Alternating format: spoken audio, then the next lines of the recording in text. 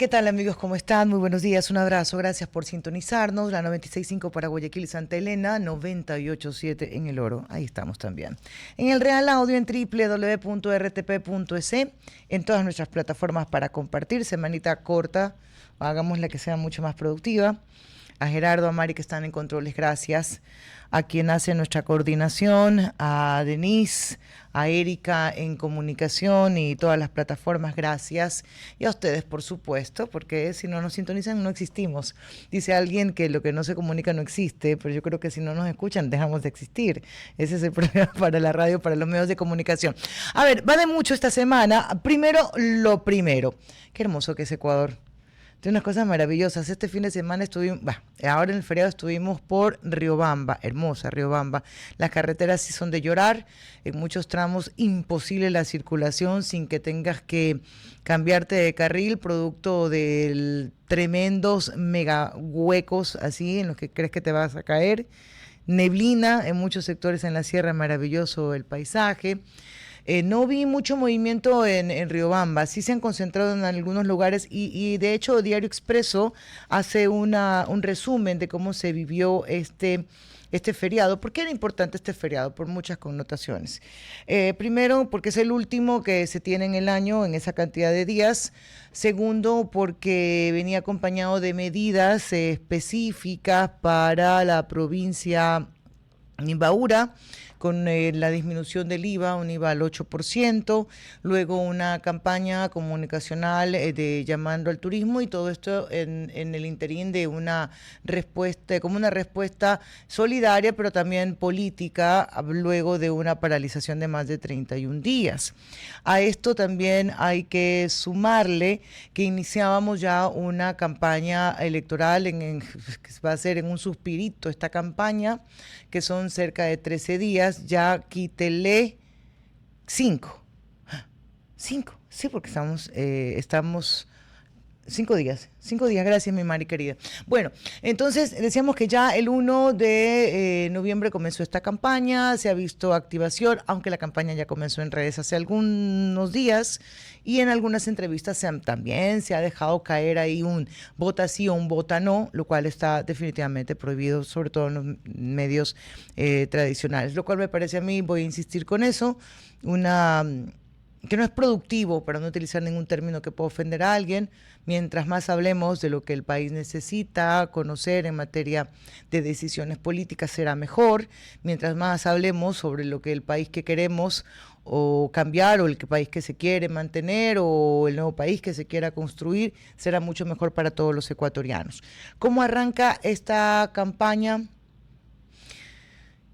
Con escasa verdad. Me da la impresión a mí, con escasa verdad. Ya en poco nada más estará Carlos Miguel Febres Cordero con nosotros y ya estaremos en pocos minutos nada más con nuestros entrevistados. Decía que esta campaña arranca para mí con escasa verdad. Si quieren decirlo con poca... muy escueta, muy... sin fundamentos en los argumentos tanto del sí como del no. Esa sensación tengo yo luego de 4 días de campaña. ¿Y por qué? Porque los argumentos para el sí y para el no es vota todo sí, todo vota todo no. Básicamente los argumentos no se presentan, las razones tampoco son de peso de lo que voy percibiendo hasta ahora, como para hacer que la balanza se pueda inclinar. Y de ahí viene el interés que pueda tener el ciudadano en esta consulta y por supuesto también tener claro que cada consulta popular es una calificación a la gestión del gobierno nacional. ¿Qué tanto peso tiene para eso? Justo ahora acá en la radio se acercó un compañero y me pregunta qué pienso yo que va a ocurrir con esta consulta y los resultados de esta consulta. Yo decía, la verdad es que no sé, para mí es totalmente incierto, porque tiene mucho que ver la calificación a la gestión del presidente, tiene que ver mucho cómo se desarrollen las campañas, que para mí hasta ahora están plagadas de absolutismos, de poca verdad y de mucho misterio, sobre todo del para qué se quiere. Y el otro no es un no rotundo sin dar la oportunidad de decir que hay cosas en el país que se deban discutir. Creo que debe discutirse, por ejemplo, por qué el IES no está prestando todos sus servicios como debe, sin que esto no significa que deba ser entregado al Ministerio de Salud Pública, pero es una discusión a la que nos hemos negado, porque inmediatamente salen los puntos de no retorno a decir el IES no se toca, o amerita el país tener una discusión sobre formas de trabajo o tipos de contrato que sean que te permitan tener más ingresos, pero hacer una discusión sin que nos tengamos que ir al extremo. Todo es malo bajo la relación laboral actual que tenemos, o todo es malo si se quiere hablar de una flexibilización de la jornada laboral. Son discusiones más por votos que por razones. Con esa sensación me quedo, y por ahí el país se pierde la oportunidad de entrar en discusiones importantísimas. Pero ¿cuál es mi mayor preocupación sobre la constituyente, si es que llegara a darse? Es cómo lograr hacer una constitución acorde a lo que el país necesita y no a la medida de este gobernante o pensado en el próximo gobernante. Y este fin de semana yo no me despego de la información y disfruto mucho de ver las entrevistas. Me encontré con un panel fantástico en el programa Decisiones de Jorge Ortiz. Y qué buen debate que tenían, porque tenían ahí personas que apoyaban esta constituyente, otros que estaban renuentes a que sea una nueva constitución la que salve al país. Pero en resumen, y esto era lo interesante de este programa, era que había el objetivo claro de que no se dejara en solitario trabajar a los partidos políticos para elaborar la nueva constitución, insisto, si es que llega a darse el caso.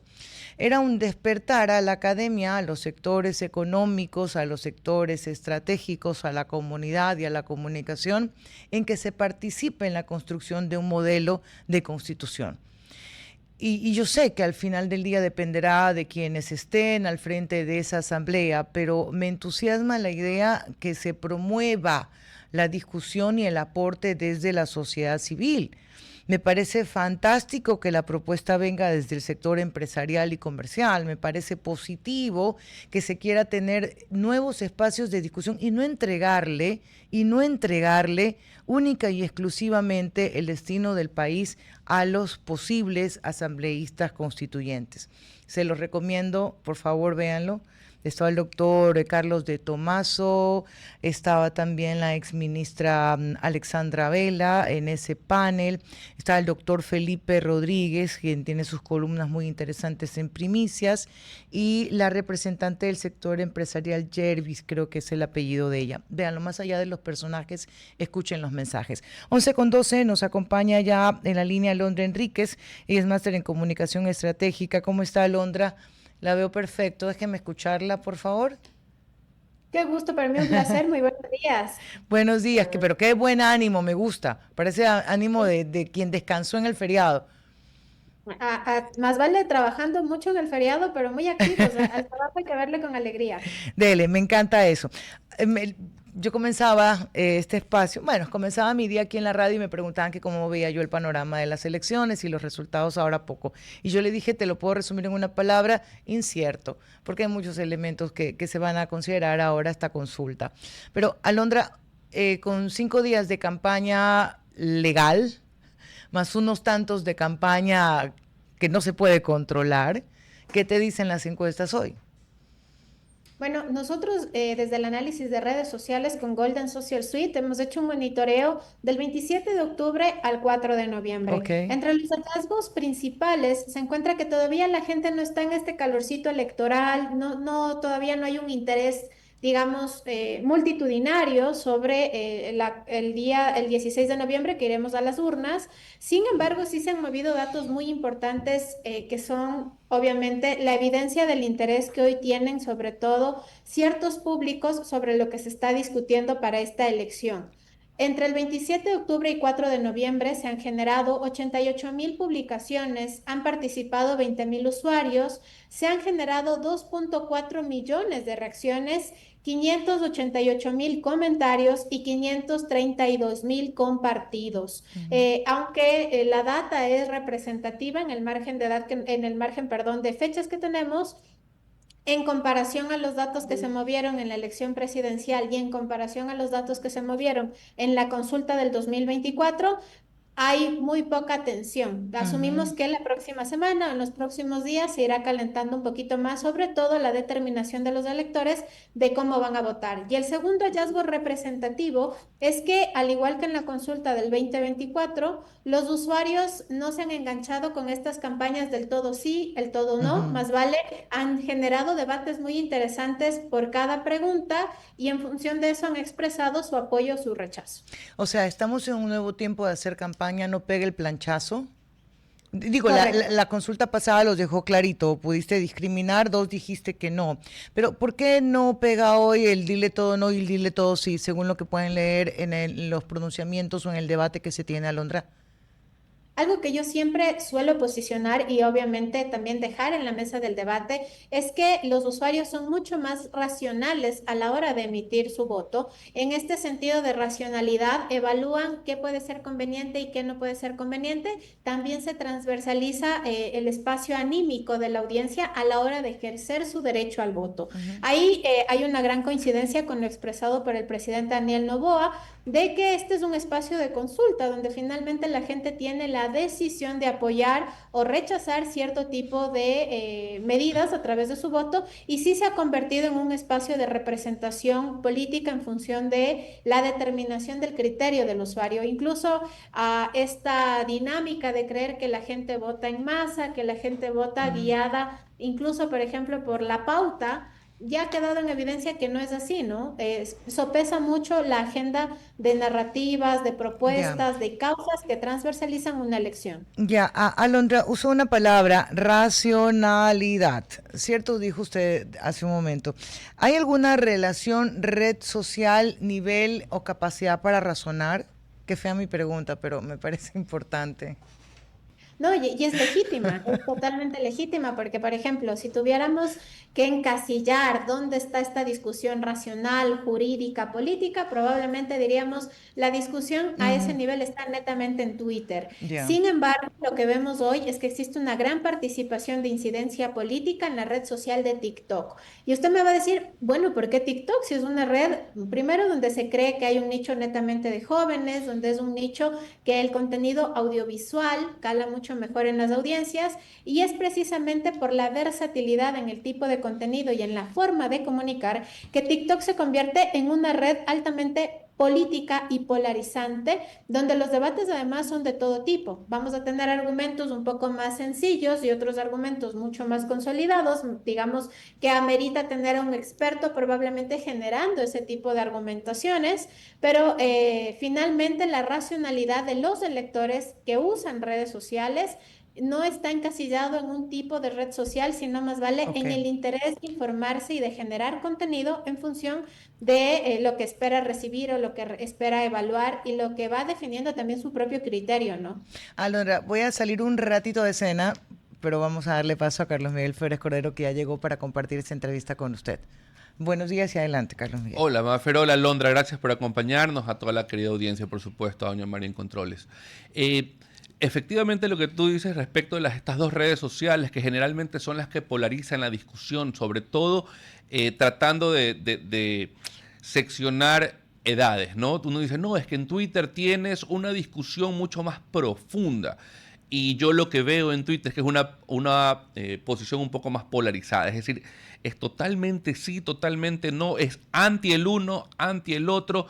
No hay una discusión plagadas de argumentos, sino de odios y de rechazo. En cambio, en TikTok yo veo mucha más intervención de influencers o creadores de contenido jóvenes que tratan de llegar, que es lo que ha ocurrido en elecciones anteriores a nivel global, tratan de llegar a través de esta red social al porcentaje de votantes que existe en el país, que mayormente va a las urnas y sobre todo termina eligiendo al presidente o a los asambleístas, o en este caso, si vamos o no a una constituyente.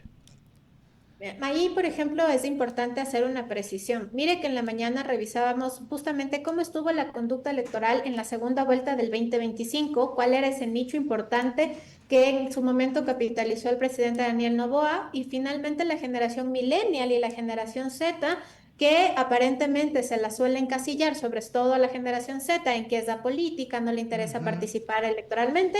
La conducta ha sido totalmente distinta sobre la evidencia de los datos, y estas dos generaciones representan el 43% del padrón electoral hoy por hoy en Así Ecuador. es.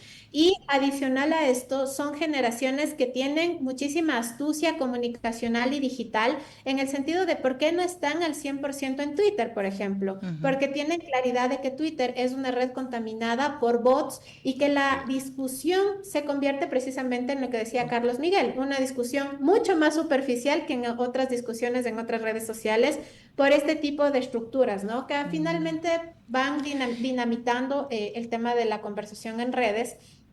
Y algo importante es evaluar la conducta de estas generaciones durante el paro nacional. Estas generaciones tienden a ser muy críticos de esta cultura de cancelación vinculada, por ejemplo, a discursos de odio, a discursos racistas, a discursos sectarios y elitistas. Y eso lo pudimos evidenciar en cómo respondieron las redes sociales a el espacio del paro nacional. ¿Qué es lo que sucedió? Si bien es cierto, había una crítica a ciertas posturas reaccionarias como el cierre de vías, el tema Ya. de cerrar mercados, entre otros, fue más crítica la respuesta de estas audiencias cuando escuchábamos voceros que tenían estos discursos, por ejemplo, de vamos a coger la escoba y a barrer a estos incendiarios, estos discursos demasiado generalistas donde se hablaba de que todo el movimiento indígena es narcoterrorista. Ok.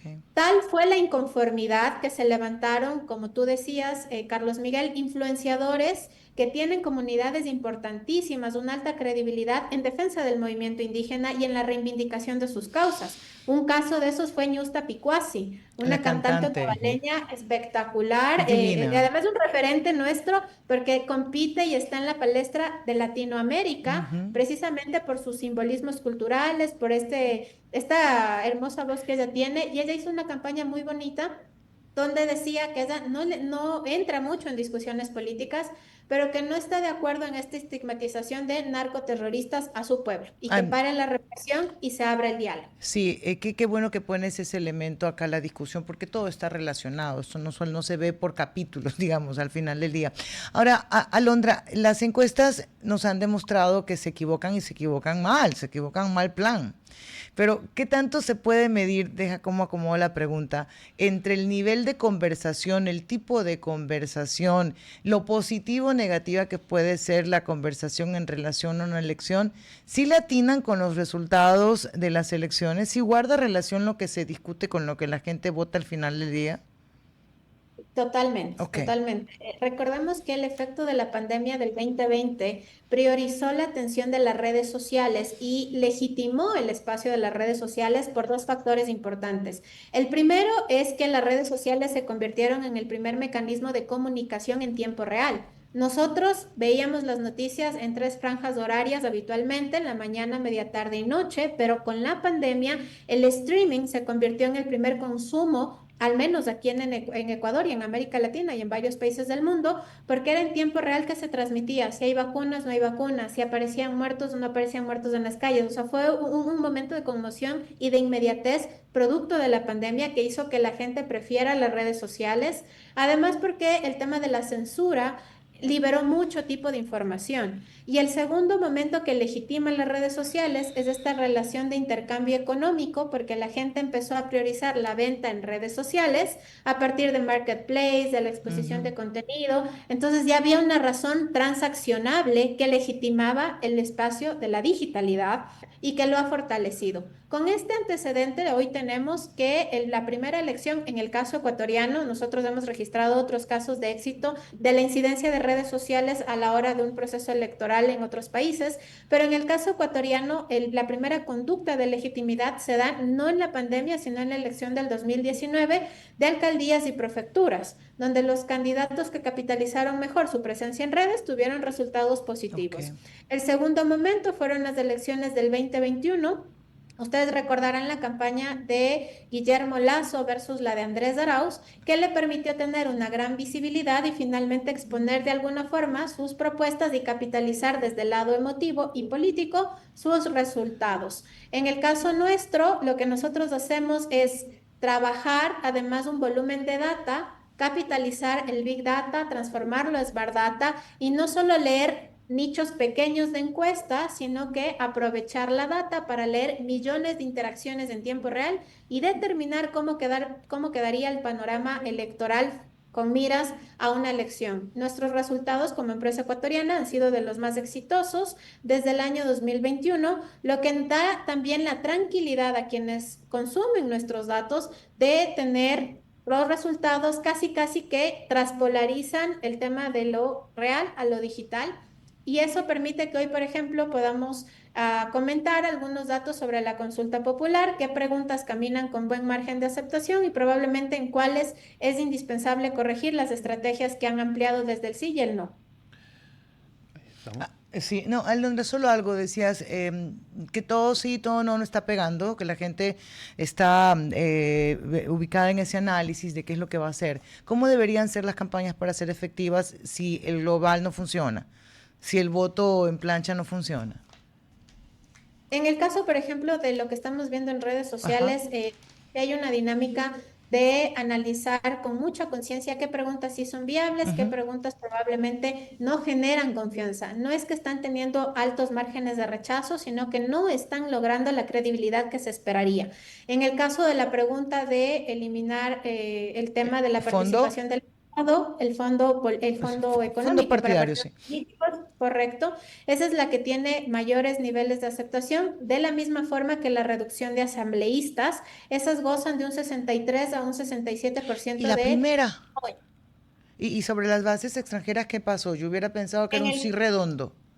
En el caso de las bases extranjeras, hubo algunos momentos donde la gente entró en un espacio de desinformación, no tenía muy claro de qué se trata el tema de las bases extranjeras y se levantó un primer espacio de inconformidad cuando la gente en redes sociales escuchó que las primeras bases se sentarían en Galápagos, Baltra particularmente, y se levantó un espacio de temor sobre los riesgos que podrían implicar en el tema ambiental, en el tema de... Donde inclusive hubo fotos de antaño en cuando habían bases gringas en Galápagos, estamos hablando de los 50 y de los gringos trepados en las Galápagos y todo el tema, ¿no?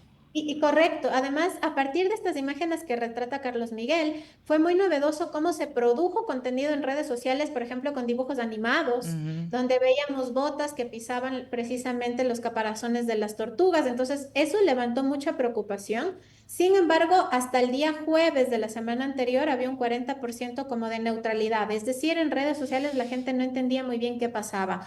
Cabe destacar que la entrevista del día viernes del presidente Daniel Noboa en un medio de televisivo nacional... En Teleamazonas, no hay problema, dígalo.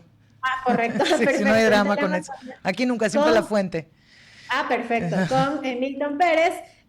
sí generó como un espacio de reducir la neutralidad y empezar a fortalecer el posicionamiento positivo, porque el presidente ha dicho que finalmente van las bases a Manta y Santa Elena, que es donde se debe priorizar el control, sobre todo de puertos. Sin embargo, también ha levantado algunas críticas en virtud de que de las entrevistas que habíamos visto, la gran mayoría ratificaban lo contrario a lo expresado el día viernes. Esa es una pregunta que genera todavía, digamos, mucho debate en términos que la gente no sabe muy bien de qué trata y qué sucederá. Alondra, de acuerdo a cómo vayan pasando los escasos días que tenemos para campaña, hagamos otra entrevista de este tipo para ver cómo lo que se va diciendo, porque las declaraciones, en el caso lo decía bien, de Baltra, que ya no es Baltra, van cambiando y el no, ¿por qué no? Y porque no surten efecto. Lo conversamos quizás al inicio de la próxima semana a ver cómo están esos datos en las redes, ¿ok? Encantada, para mí siempre un placer poderles acompañar. Ya amo su espíritu, así todo de energía. Gracias, Alondra, un abrazo. Gracias. Alondra Enríquez estuvo con nosotros. Oye, Carlos Miguel, qué lindo verte. Déjame salirme un poco de lo político y hablar de la convivencia y las cosas que nos pueden Vamos hacer. a hablar de fútbol. No, pues ya no puedo hablar, me quedo callada. ¿Quieres callarme? ¿Quieres que me calle? ¿No quieres escucharme? Habla de fútbol. Ya va a ver, le va a gustar lo que voy a decir al último. Ok, sí, bien. dale. Nada, te preguntaba esto sobre la convivencia, sobre la cultura de la cancelación y sobre no estigmatización, no rechazos, total apertura. ¿Cuál es el límite de expresiones amorosas en un lugar público? Ya sé a dónde va, ya sé por qué va y a dónde va. Y esto yo lo vi el fin de semana. Ya, dale. Que ocurrió en Colombia, me parece, ¿no? Sabes que no sé dónde ocurrió, pero deja que lo cuente Ya. nada más. Era una persona que denunciaba a una señora que le había tapado los ojos a su hijo, que estaba en un restaurante, en una crepería, y le había cerrado los ojos, tapado los ojos a su hijo porque una pareja de homosexuales se estaban besando. Correcto. ¿Sí?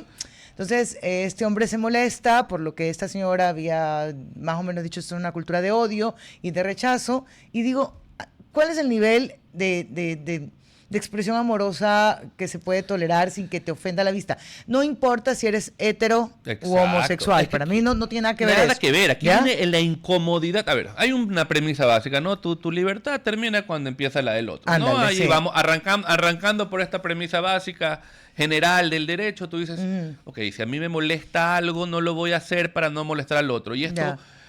en una reunión, en una fiesta, en un restaurante, cuando tú ves demostraciones de amor, de besos apasionados o de besos entre parejas, ya sea hombre, hombre, mujer, mujer, hombre, mujer, la que usted se imagine que puede hacer en las múltiples Formas. diversidades que Ajá. existen en la actualidad, está bien, hágalo de puertas adentro para afuera o dentro de una demostración Ya.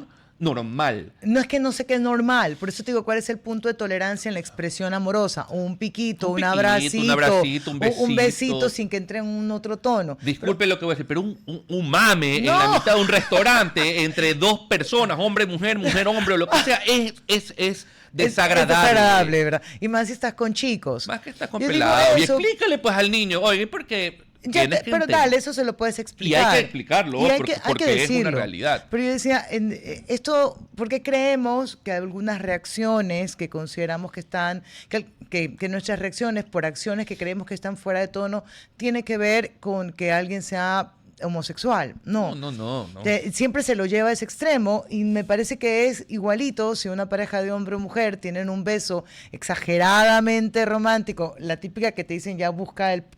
Ya busca el hotel, ya anda al así. cuarto. Gracias por terminarlo. Entonces tú dices, esto no va. Y de ahí se ha descargado, se ha desarrollado una serie de descargas casi que con amenazas. No, y viceversa, porque el chico sube la foto de la señora que tapó y dice, la voy a funar, ¿no? Ahora usan sí, el término funar. funar.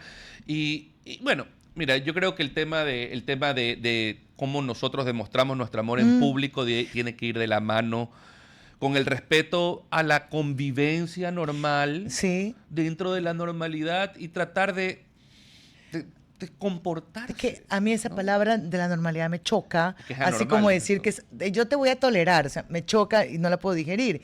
Pero estoy entre que me preocupo, entre una cultura de la cancelación, que todo es malo, si veo que no opinas como yo opino, y la otra es que yo tengo que exponerme a todo y soportar todo, porque corro el riesgo de que hoy tú quieres, es una actitud clasista, homofóbica, o lo que sea. Mire, Qué difícil, hombre. Es complejo, pero yo estoy de la idea, a mí no me puedes imponer, no puedes decirme a mí que está bien lo que tú piensas, porque solamente lo piensas y yo tengo obligadamente que pensar como tú. Nosotros podemos discrepar en todo y seguir manteniendo una cordial relación sin odiarnos Ajá. y sin achacarnos. Y sin cancelarnos. Y sin 11 con 32, cancelarnos. solo con pausarnos. Ya Así regresamos un ratito. RTP 965, a la conquista del mundo digital. Presenta sus nuevas instalaciones y tecnología de vanguardia. Renovamos nuestro compromiso de seguir brindando contenido útil y de la más alta calidad. Programas de opinión con referentes de la comunicación. Noticias para contar todo lo que está pasando en todo momento. Una variedad de segmentos con lo que necesitas saber. Y asociaciones internacionales estratégicas. Todo para mantener a nuestra audiencia y seguidores siempre bien informados. Siempre en RTP. buena compañía. Pero tremenda conversación que nos hemos pegado con Carlos Miguel Férez Cordero, digno para hacer un micrositio. Claro. ¿Qué un blog. pasa? ¿Qué pasa en la pausa con Carlos Miguel y María Fernanda? Deberíamos grabarlo y subirlos así cortos de YouTube. Podemos hacerlo. Sí, se puede hacer. Ya, Otto autorice, porfa, a utilizar las instalaciones. Ramoncito pone el ok y ponemos acá. Nos pueden grabar mientras estamos y grabarlo allá y tenerlo listo. Ok, ya. Vamos, hagámoslo, feliz de la vida. Hagámosle, vamos a pedir permiso. Nosotros ya resolvimos todo y no hemos tenido autorización. Hay que preguntarle a los jefes. Sí, ya ahorita le digo al niño Otto. 11:40 minutos. Déjame revisar un poco más de notas que tenía acá para compartir. ¿Cómo ves lo que ocurrió en los Estados Unidos y los resultados? En New York, la Ajá. gente está aterrorizada. Yo ¿Cierto? tengo una prima muy querida que vive en los Estados Unidos, es de izquierda en los Estados Unidos, Ya. y ella está contentísima. He visto ciertos posts que ella ha hecho, he visto también las opiniones en contrarios de políticos estadounidenses e internacionales respecto de lo que esperan de este alcalde musulmán que acaba de ganar la alcaldía, valga la redundancia, en Nueva York, de 34 años, chico joven.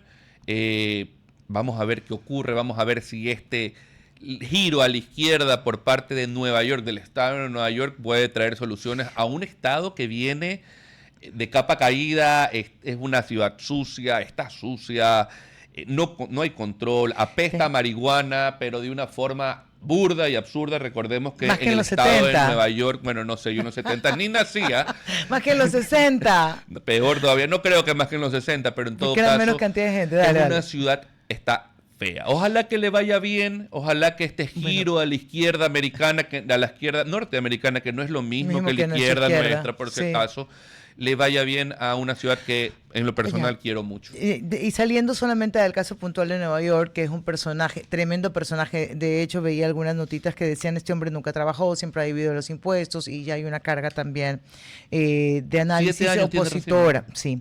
Ahora, de CNN Internacional, lo que leen ellos, que la noche electoral del año 2025 en Estados Unidos ha representado la mayor prueba electoral hasta ahora para el segundo mandato del presidente Donald Trump. Las elecciones de Nueva Jersey, de Virginia, de la ciudad de New York, California y muchas otras ciudades y estados ponen a prueba el sentir de los votantes. Esto un año antes de las cruciales elecciones que llaman de medio término. Pero también hay otra lectura. La lectura no necesariamente es que están a favor de esa tendencia, sino más bien que están en contra de las decisiones del presidente Donald Trump. Porque hay esas dos lecturas. Algunos dicen: no, estamos nosotros para cambiar, para mejorar. El país quiere, ya no lo quiere a Trump, quiere la línea que nosotros proponemos. Y otra lectura es: no es que quieren otro modelo, lo que quieren es darle un mensaje a Donald Trump.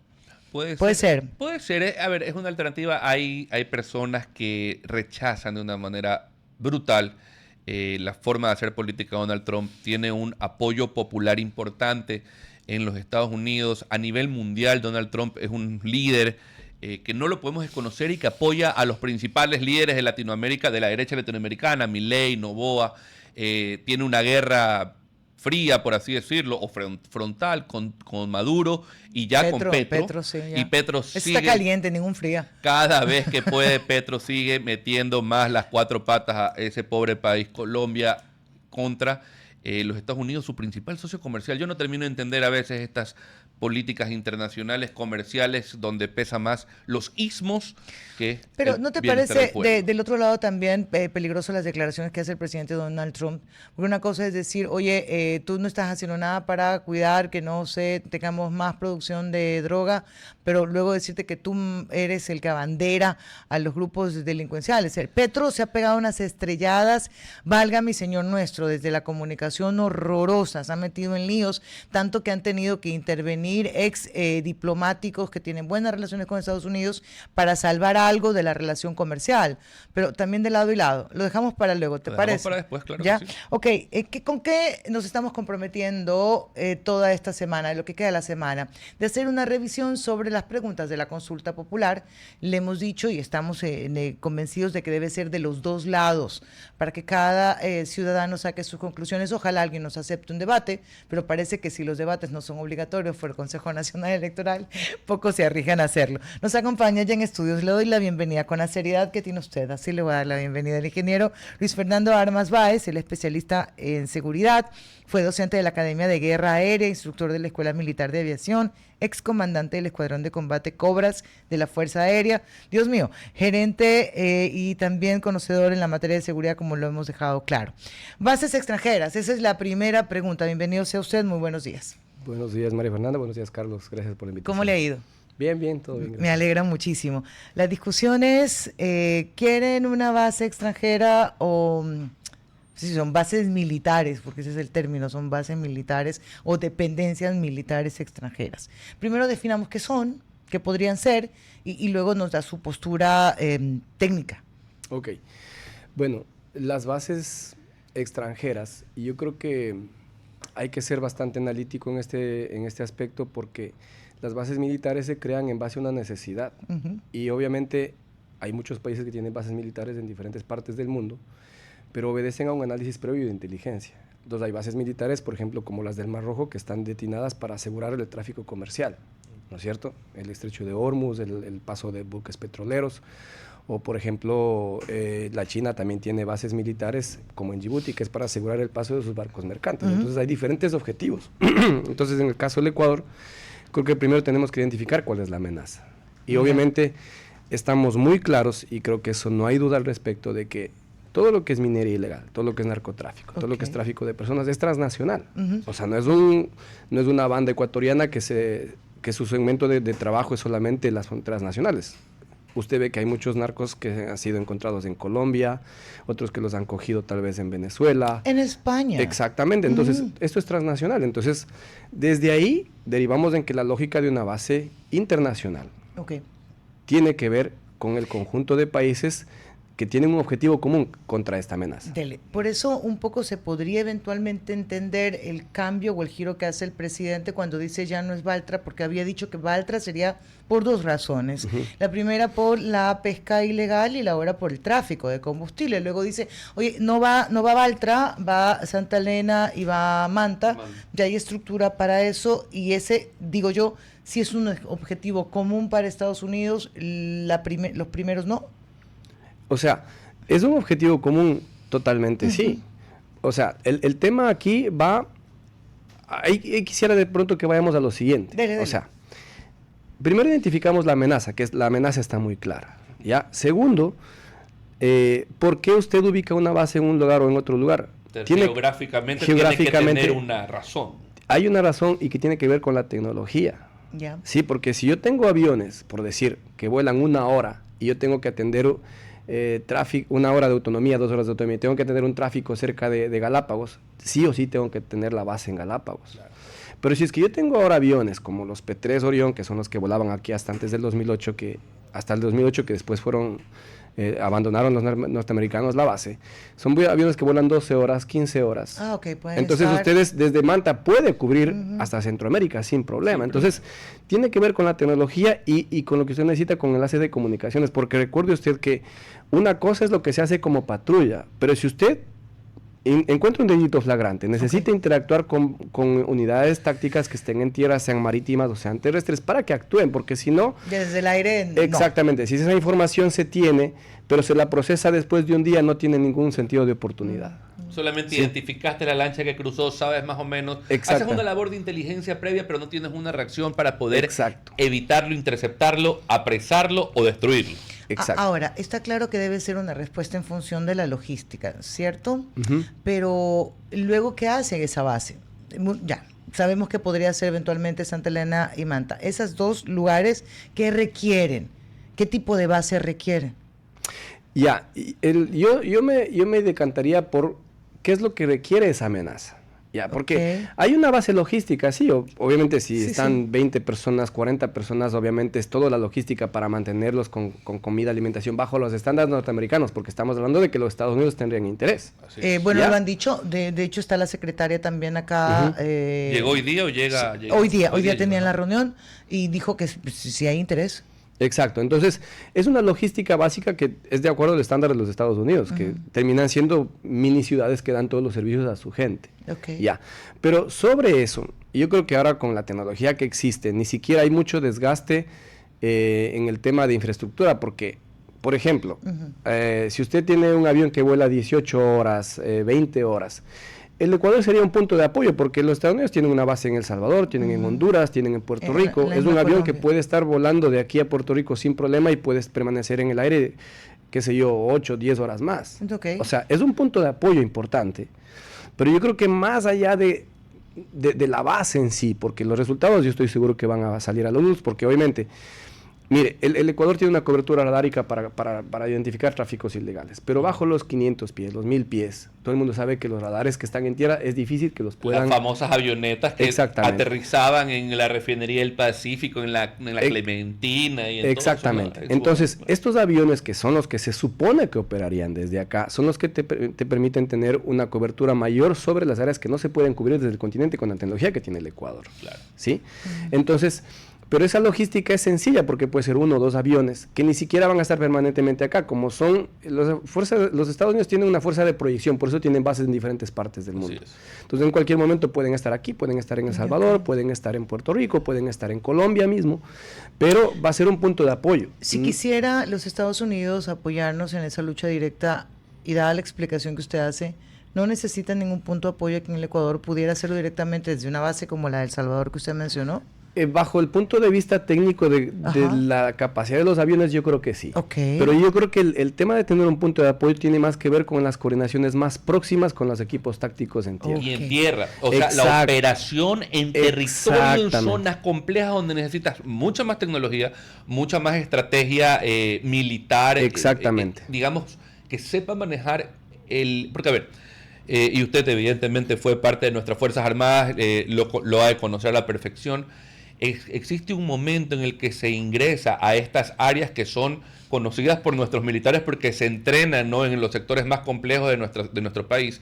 Sin embargo, existen situaciones que nuestra tecnología no permite acceder. Existen bocaminas, plantas que están por debajo de las montañas, que son ilegales y que son construidas y estructuradas por las mafias internacionales de tal forma para que nuestra tecnología no las identifique. Sin embargo, la tecnología norteamericana, israelita, creo que puede ser un apoyo, sobre todo en el tema táctico en tierra, más allá del sobrevuelo que es fundamental en el tema marítimo. Exacto. ¿No? Pero en tierra yo creo que es clave la participación. Y hay otra cosa que es importante. Mire, todo este tipo de cooperación, usted lee un poco el tema del Plan Colombia, que han sido miles de millones de dólares invertidos en Colombia. Y decenas de años.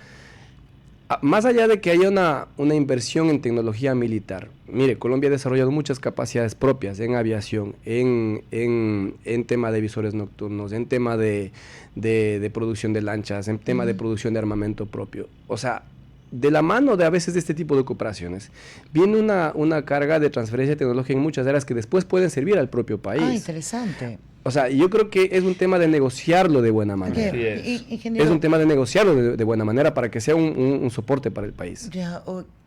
¿Qué es Homeland Security? ¿Y cómo figuraría en esta posibilidad de que tenga su base? Homeland Security es como una estructura de seguridad para proteger la seguridad de los Estados Unidos, pero desde afuera. ¿Sí? Repítamelo y lentito, por favor, ingeniero. Es una estructura pensada para proteger la seguridad de los Estados Unidos, pero desde afuera, para evitar que amenazas externas lleguen al país. ¿Cuenta eso como una base militar extranjera? Con el principio de colaboración. Pero ya funcionan aquí. Sí. El Homeland Security tiene un departamento de agentes de los Estados Unidos que trabajan en el consulado y en la embajada. Exactamente. Lo que pasa es que, mire, hay niveles de cooperación. Pero hacen operaciones dentro del Ecuador. De hecho, en la trata de niños, yo recuerdo cuando fue viceministro de Trabajo, haber trabajado por el tema de trabajo infantil con Homeland Security para poder erradicar y iniciar acciones para erradicación de trabajo infantil en bananeras, en la zona agrícola. Y con Homeland Security, tengo hasta el teléfono, me parece que es el oficial. Niño, déjalo hablar el invitado. Pero es sí. Mire, lo que pasa es que hay niveles de cooperación. Ajá. Entonces, mire, nosotros ahora tenemos mucha cooperación con Estados Unidos en entrenamiento, Ajá. en soporte logístico, en entrega de equipamiento. O sea, hay mucho equipamiento que está llegando de parte de los Estados Unidos, como parte de la cooperación. Yo creo que el tema de la base extranjera es como para consolidar esa buena relación que hay.